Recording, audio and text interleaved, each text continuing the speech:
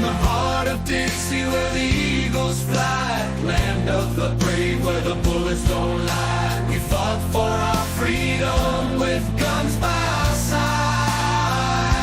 Red, white,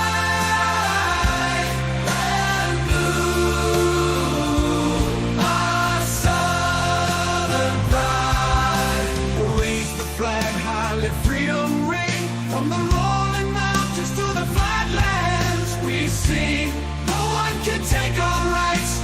Our Second Amendment will defend our land. With every bullet we stand. We were born in the USA, land of the free, with guns in our hands. We'll forever be Southern blood runs deep through our veins. We'll stand tall for America till the end of our days.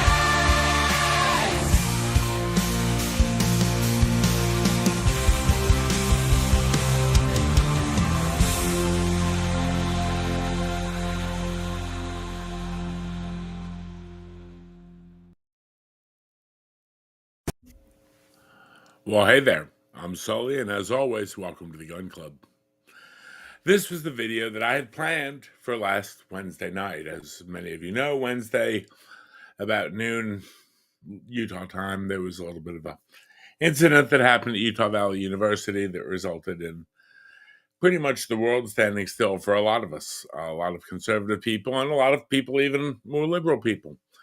And I just, at that point, not only could I not really bring myself to do a video, I felt it was sort of disrespectful to stream on top of that. There was a lot of tributes going on, a lot of activity going on, and, well, quite frankly, you couldn't have gotten me in front of a computer that day. I actually started watching old movies. I'm talking like old school stuff. I was like digging out old Rodney Dangerfield flicks because somehow I had to find a better time in the world. I mean, as if this topic, tonight's, isn't heavy enough. You know, what happened to Charlie? Well, that just sort of, that kind of outdid pretty much anything else you could think of. So tonight we're going to dig back into this because regardless of, yes, what happened with Charlie is horrific and awful and everything else, it doesn't actually change what happens, with Arena. And it doesn't change, especially the lessons we can learn from this. And there is a big lesson that we can learn from this. And it's something that I really want to take a moment to talk about because if we can learn something from this, let's hope her life is not lost in vain. I mean, it's a tragic situation, but honestly, what can we do to sort of, get some good out of this somehow, some way? Now, if you're not familiar with what I'm talking about, congratulations, you've been living under a rock for a little while. Honestly, the mainstream media tried their best to hide this, and well, they were unable to do so. Don't you hate it when that happens? And so, well, little by little, sure enough, it got out. And once it got out, yes, it was horrific, and it's awful. And it's really, really, absolutely one of the most disgusting things I've seen in a while. But on the other side of that coin, again, hopefully we learn something from it. If we look at this, and again, if we can get something from it that's halfway positive, maybe, her life wasn't lost in vain. If you're not familiar, 23-year-old female Irina Zarutska, who came here to the United States from the Ukraine to avoid the violence that Putin is dumping on them. She moved to Charlotte, North Carolina, right up the road from me, about 2 hours from me. She worked 2 or 3 jobs, not fancy jobs. She didn't come over on any fancy, she came over as a refugee. She worked in pizza places. She worked taking care of people, taking care of kids, walking dogs, a lot of odd jobs. But she was doing her best not only to get a car, to get a vehicle, to get a driver's license so she could, drive around, so she could be under her own power. But while doing all this 23-year-old female refugee trying to make something in America, the great city on the hill, She got on a train at about 9:45, not in the middle of the night, not drunk, not anything, no, leaving work, leaving her second job to go home. Texted her boyfriend, I'm leaving, I'll be home in a little while. Irina never made it home. She was on a Charlotte light rail train, the Blue Line, and she was stabbed in the neck 3 times by a emotionally disturbed person. For no reason. She hadn't said a word to him. She hadn't said good morning, good afternoon, good evening, hi, anything else. She was minding her own business like most of us might. Gets on the train, scrolling her phone, maybe scrolling her Facebook feed. Gentleman is sitting behind her, sees her sitting there, pulls out a pocket knife and proceeds to stabby her in the neck. She lived for about another minute and a half, 2 minutes, bled to death. Now, first off, the fact that, this happened, disgusting. This person had no beef with her. This person didn't even stab her or rob her or take her phone or anything else. No. He just saw someone and figured, well, that's a good thing. I'll stick a knife in her neck 3 times. Yeah, this is the world we're living in, folks. Now, this gentleman, once he was arrested, turns out that he's got 14, count them, 14, 4, previous arrests. He's actually done time at 5 years in prison for robbery with a deadly weapon. He had been arrested previously for assault on his sister, couple of other robbery, burglary charges. I mean, he's got his felony rap sheet.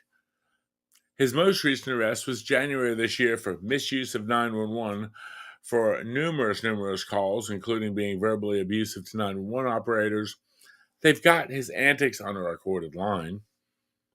Now, granted, that may not be as bad as, say, the felony charge of, robbery with a deadly weapon, but he's not getting any better.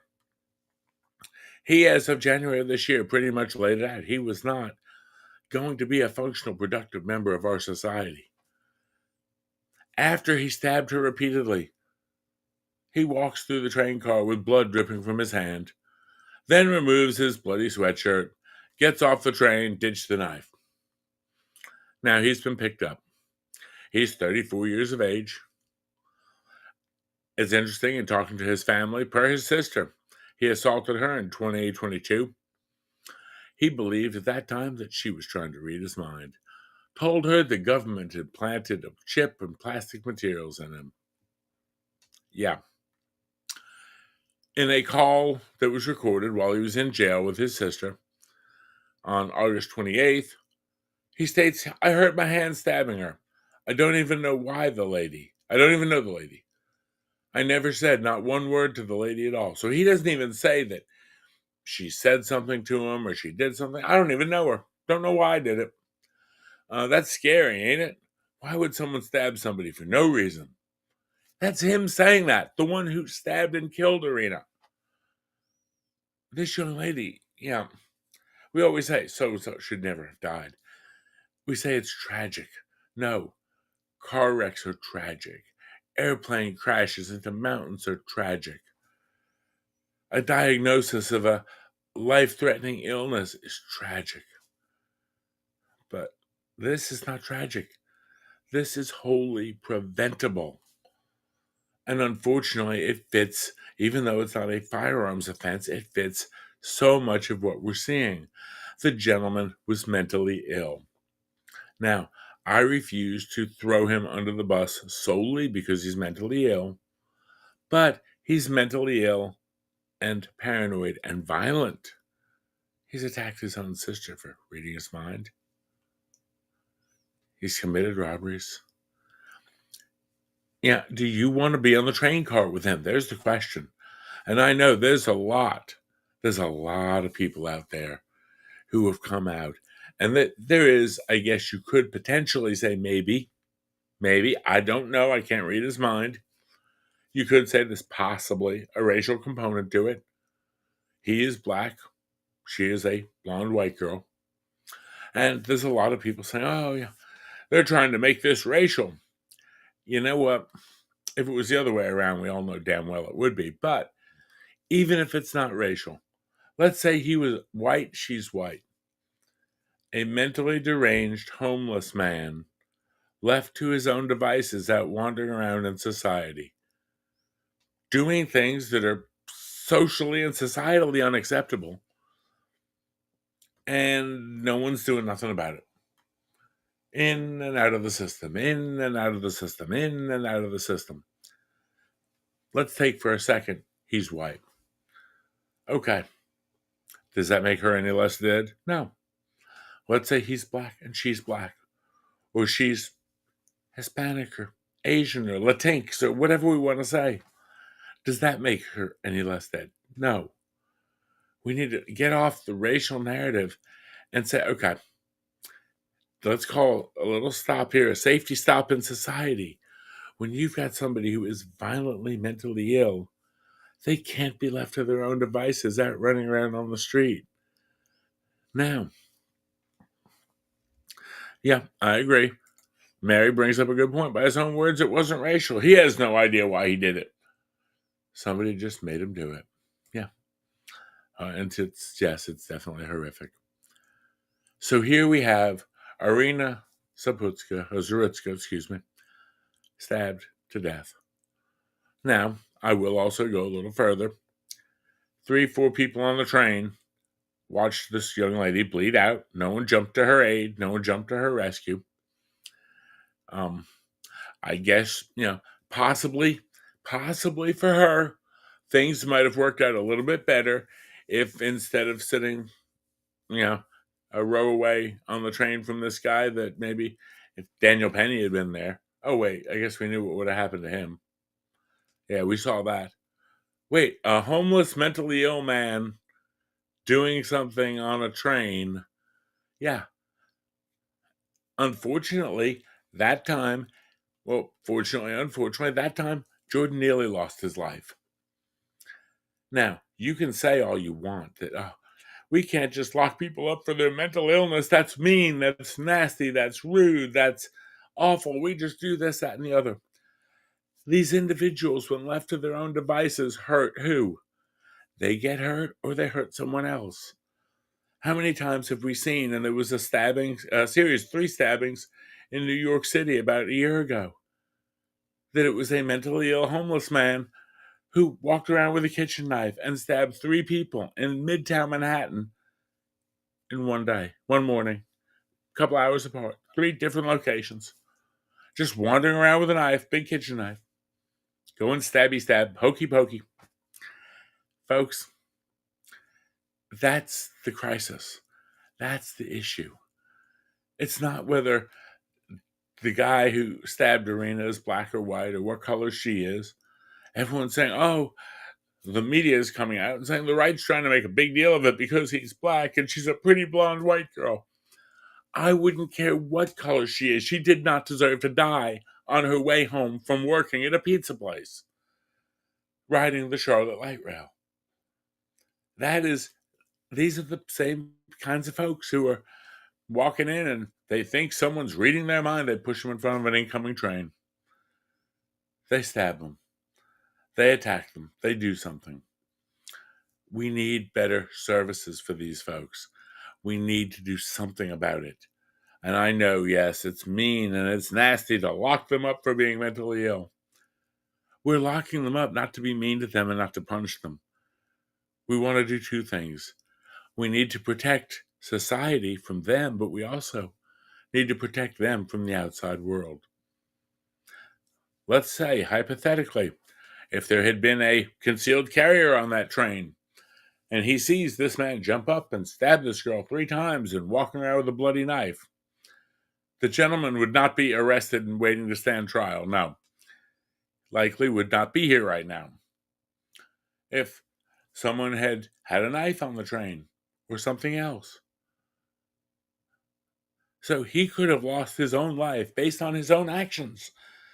And we'd all hear how, well, it was only a little pocket knife he had. Why did he get 3, 4, 5 rounds put in him? Well, guess what, folks? They put themselves in danger. It's not to be mean, it's not to be nasty, it's not to be unfeeling or heartless about it.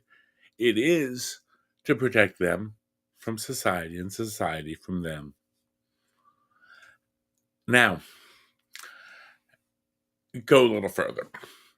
His last arrest, there's been a lot made of it, that the person who let him out on bond on a written promise to appear was a magistrate judge, not a real judge. Okay. I live in South Carolina, North Carolina. I'm quite familiar with magistrate judges. No, they have not gone through law school, but no, they're not fake judges. They do generally provide the first appearance, the arraignment. Think of if you've ever watched the old TV show Night Court. Defendant is arrested, has to be brought before a judge and formally notified what the charges are against them, what the potential penalties are, set bond, things like that. And again, that is a very routine thing. You do not need a law school education to say, you've been charged with this, this, and this. The potential penalties, according to this little sheet over here, are that, that, and that. Are you on bond anywhere else? No. Okay. Do you have any other previous failures to appear? Are you a flight risk? And based on these charges and this, you're going to get this bond. That does not need to be. That is very much, yes, they sit behind a bench, and yes, they are legally a judge, but they don't need to be a lawyer. So again, let's quit getting into, well, the judge wasn't even a lawyer. How can you be a judge if you're not a lawyer? They're not judging the law. They're providing basically a perfunctory processing of, you've been charged with this, your penalties can be up to this. If you want to apply for a court-appointed attorney, you can have this. You're allowed to have a preliminary hearing if it's a charge over that. I don't know the whole speech, but I've got friends. I know some magistrate judges. They're decent, upstanding individuals. They do go to school for it, not law school, but they go to school to process these intake arrests. If the court system had to rely on regular judges to handle all the first appearances, folks, it's arraignment court. I know one judge, or one of our local judges here, they do court 4 times a day. He does actually 2 runs through in a 12-hour shift. They work a 12-hour shift, does a day shift, and there's a night shift. When you get arrested, you have to be brought before a judge. So you go before him or another judge like him. They inform you of the charges against you. They inform you of your rights.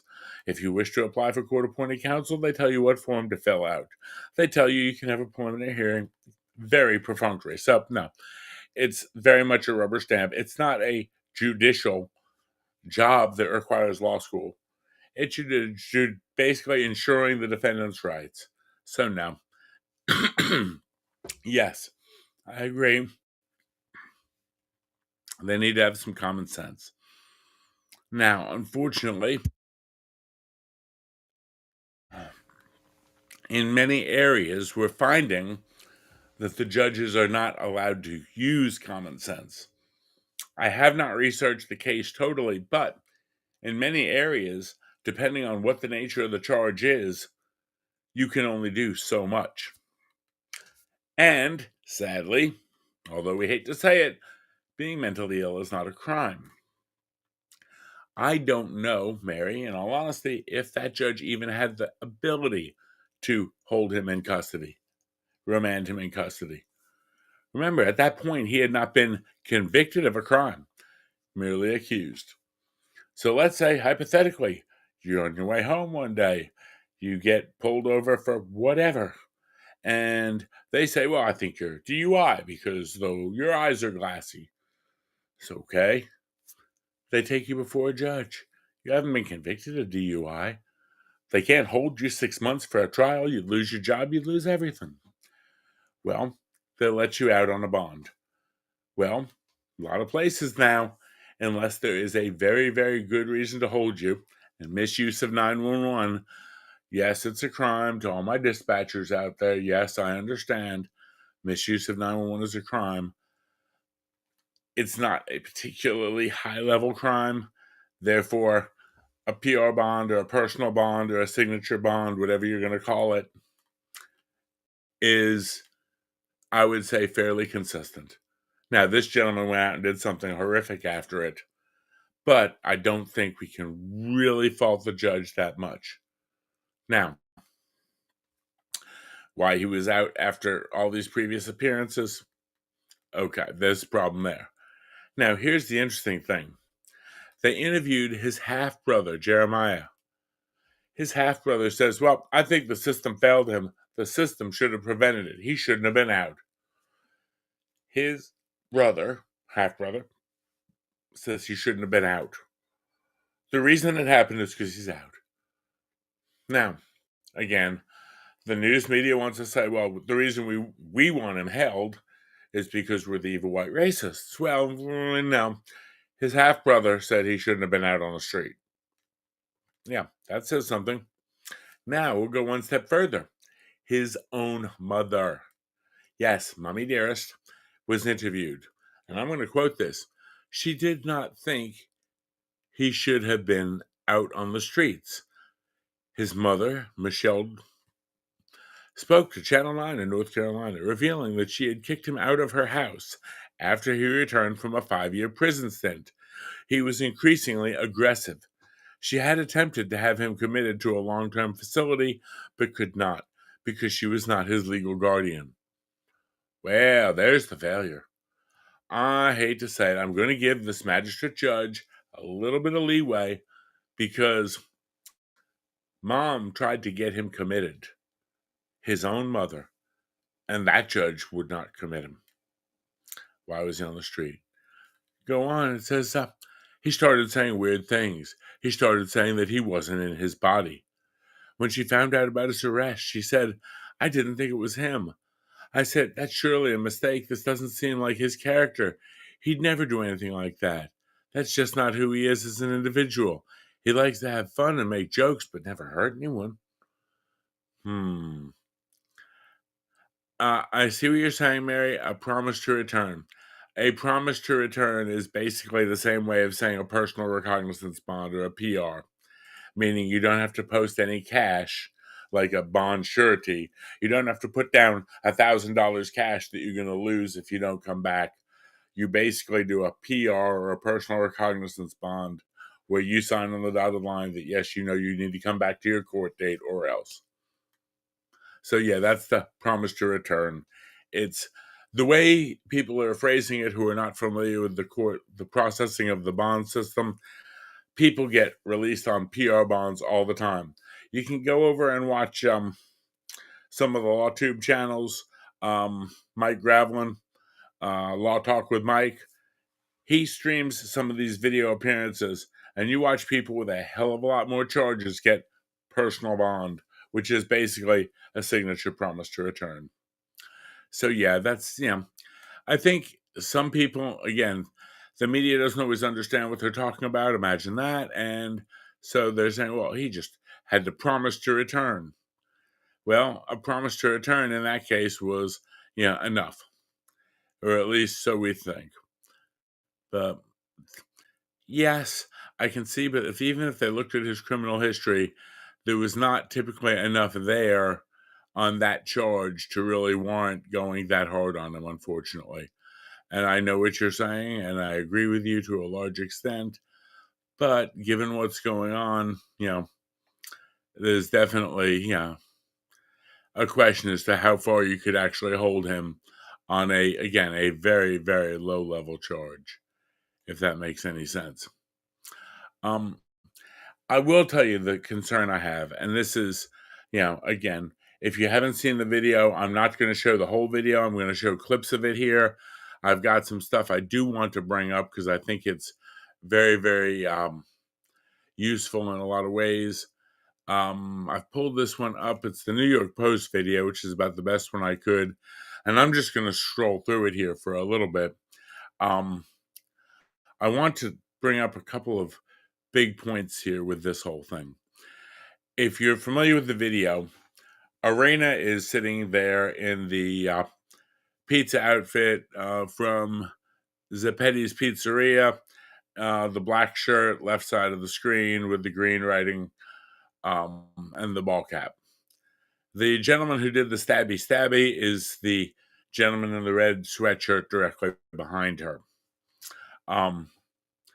Now, as I'm going to progress through this a little bit, when Arena came on, she sat right there.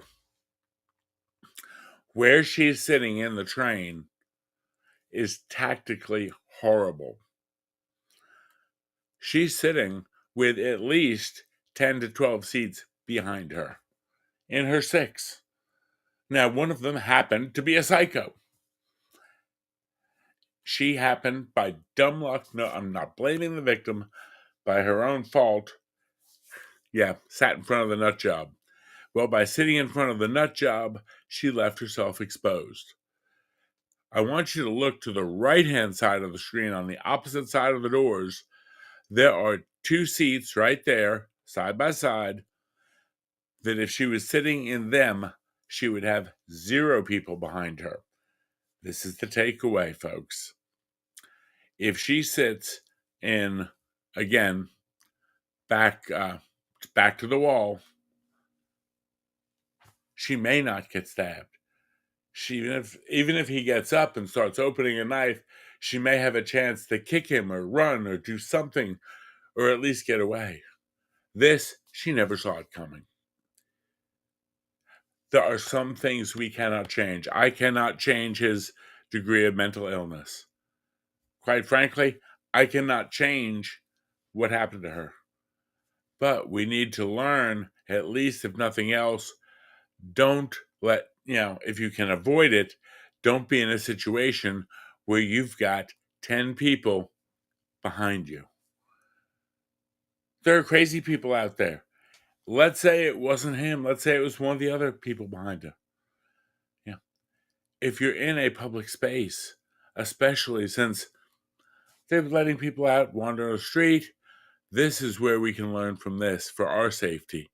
As we look again, we scroll through here, we're going to get a little bit better view of the train. He's going to go through. He's looking at her. Yeah. And she comes in. She just sits down right there, right in front of him. Yeah. Now, there's people behind. There's someone on the opposite side. Yeah. Again, we're just sort of watching this. And as you can see, these 2 seats back here. Now, you'd be sitting next to somebody on either one of them, but there were those 2 open seats, the other side of the door. Sitting with that many people behind you, which one of them is it going to be? Is one of them crazy or all of them crazy? Who knows? Again, we come up here and we show, he gets up, and that's how quickly it happened, folks. I mean, I'm going to stop it here for a second. And if we run it for just a second here it is. And boom, it happened. So we're in a situation, quite frankly, where, she never saw it coming. She didn't have a chance. If she positions herself elsewhere, again, here he is just calmly opening up the knife. From that standpoint, again, I'm not blaming the victim. I am saying tomorrow, the next day, if you have to get on mass transit and you see seats with a bunch of people behind you, or seats up against the wall with no one behind you, where are you safer? If you're out in public, you're out some event, things start getting crazy, back to the wall. Now you only have to worry about the 180 degrees in front of you. Now, I'm going to go one step further, bring this into the firearms world. Even with a North Carolina concealed carry permit, you can't carry on those trains. Yes, that's right. This was a gun-free zone. Now, this death in a gun-free zone won't go down as gun violence, but would this go down as violence in a, imagine that. So yes, gun-free zones in my book claim another life, And, we go through here and we can talk about it all day long. And you can get wonderful information from Charlotte Mayor V. Lyles.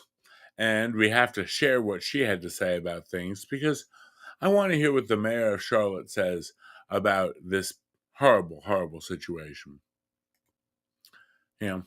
Lyle said the suspect appeared to have struggled with mental health and suffered a crisis.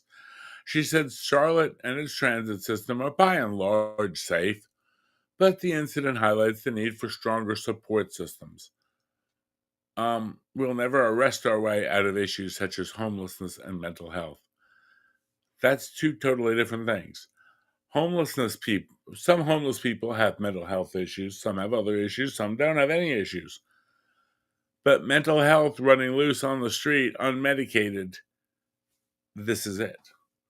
Mental health disease is just a disease like any other that needs to be treated with the same compassion, I'm going to be compassionate, diligence, and commitment as cancer or heart disease. If he had done that, let's say, again, it's a no-gun zone, but an off-duty police officer could possibly be carrying. If an off-duty cop sees him stand up with that knife, that man is not going to trial right now. That man is in the morgue. And we'd all hear how this poor mentally ill man was killed by the police officer, that big bad blue line cop. Guess what, folks? This is what's going on. I'm not saying arrest him to punish him. I'm arrest him to protect him. Or protect him from himself and protect us from him. Please. That's, we don't ask for a lot from the government or from society. But you know what? When I do ask for something, it's, that maybe we keep the repeat violent offenders off the street. Because this guy, I think it was a matter of time before something really bad happened. And if he pulled that knife out on a lot of people, things would have ended a lot worse for him. This is very lucky for him that he didn't end up with it worse. So yeah, there's Carlos Brown. There it is. He's got quite a history. And unfortunately, again, the most recent accusation, the most recent charge on him is absolutely one of the most minor charges out there. It's a small level misdemeanor. And, you can hear just the sadness of this whole thing because, he's talking to his sister on the phone, and this lets you know how, is he mentally ill? Well, I'm going to say, yeah, I think he is probably mentally ill. And if he is, here you go. This is this gentleman. Clip one here. So you said something in your body did what? Nah, the material, put it like this, the material using my body to stab the lady.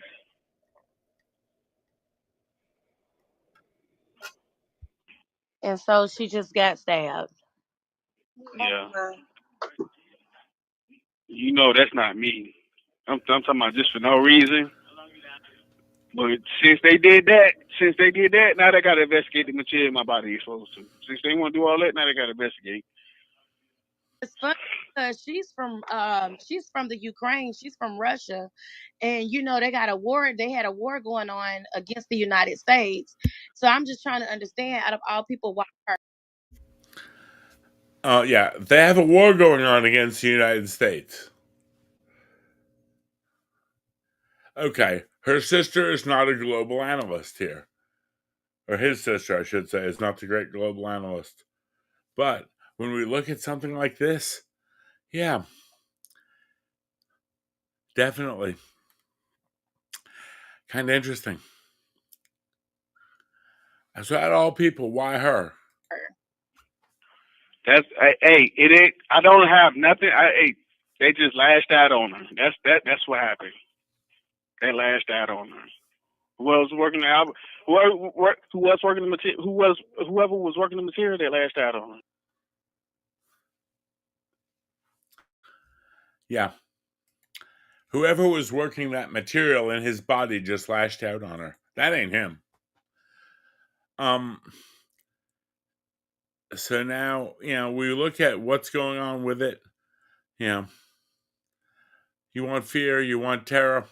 There. She came to this country to make a better life. And this is what we got her. The system failed him. The system failed her. We look at, again, going back to the Daniel Penny, Jordan Neely fiasco. So you said something Regardless in of your where you body. stand on that, again, to me is just the system failed. The system totally failed her, failed him, and both of those. So we need to look. We need to see how we can fix this, how we can deal with this, because,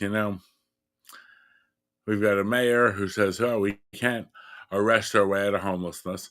I never said we could, but we can put people where they can be safe and where we can be safe. And again, there's a statement from V. Lyles, the mayor of Charlotte, the Queen City. That's what the little brooch of hers is. But here's where Arena gets on the train.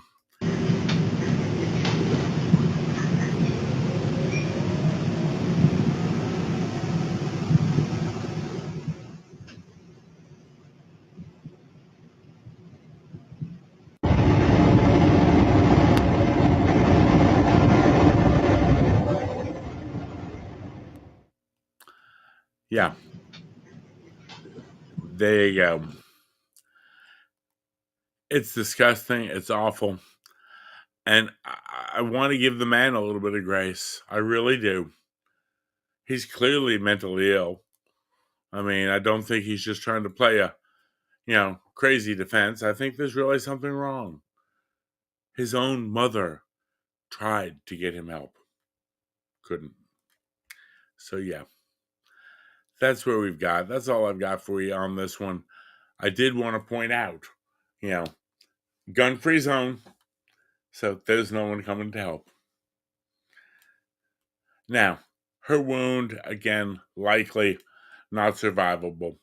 She died in about a minute or so, a minute and a half. But nobody even tried. Why do we train people to be their own first responder? There you go. Why do we talk about, back to the wall? I'm not being paranoid. Back to the wall might have kept her around for another day. Folks, please be smart, be safe. This is what's going on in public, and I hate it. I hate the fact that it's going on. I hate the fact we have to think like this. I hate the fact that, if I go out to a street fair or a, festival somewhere, I think about, okay, where are my exits? I think about, okay, do I wear an IFAC on my ankle? What do I carry with me? How many spare mags do I carry with me? Do I carry a med kit with me? All of this stuff, we shouldn't have to live like this. But if you've got people running around on the streets, mentally ill, who can sit there and calmly, as I do, pick up a pocket knife, just pick it up, go ahead, look at it, and, well, yeah, I guess I'll just... Folks, we've got to protect ourselves, protect our family, protect our loved ones. Folks, if you like what we're doing, please give us a follow. Share this with your friends. Get them in the mindset of, hell, Arena, back to the wall, sweetheart. Please. We're trying. We're trying here. Yeah. And again, thank you, Mary, for coming in and joining us. And please, don't let the media worry about, I don't care if it's black or white or purple or red or green. Who gives a damn? I want as few people behind me as possible. Number one. I'll stand up against the wall before I sit in a position like that. And is it because I think black people are criminals? No. But one of them could have a mental illness. One of them could have a psychological problem, a chemical imbalance of some kind. I don't want anyone behind me. I don't like it. That's why I have this big chair here. Chair sits behind me real good. Yeah, that way no one can go stabby. Alrighty. Y'all be safe. Take care. That all. Bye.